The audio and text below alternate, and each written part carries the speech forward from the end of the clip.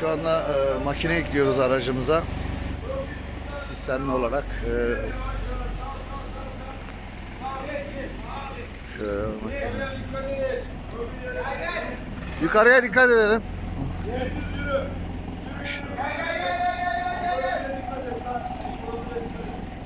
Evet abi. Upgrade her yerde.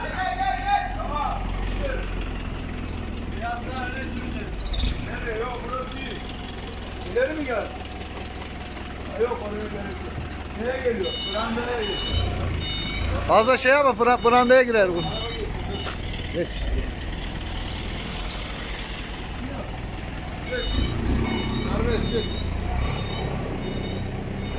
Yükleme tam gazıyla devam ediyoruz. Aproistik her yerde. Taşımacılıkta sınır tanımayız. Yeter ki taşınacak yük olsun. İşimizin adı budur. Görüyorsunuz.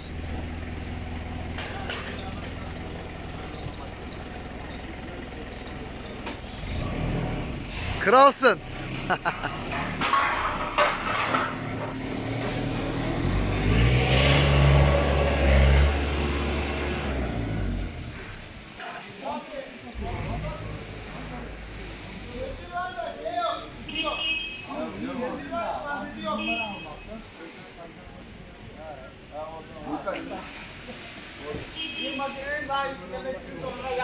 İnşallah. Hayırlısız, kazasız, belasız. Tarafta like butonuna tıklamayı unutmayın. Kadir Yerliçay'ı.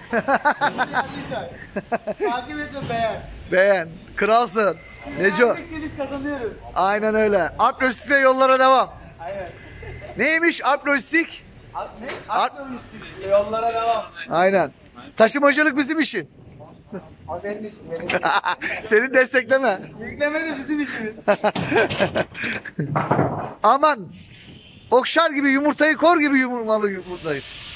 Yumurtlayın.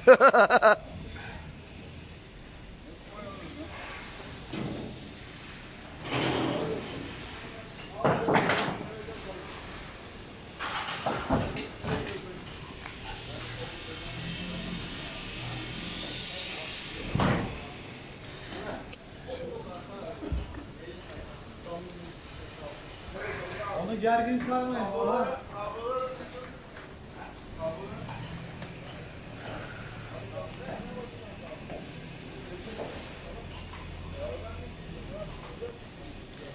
Demeye devam.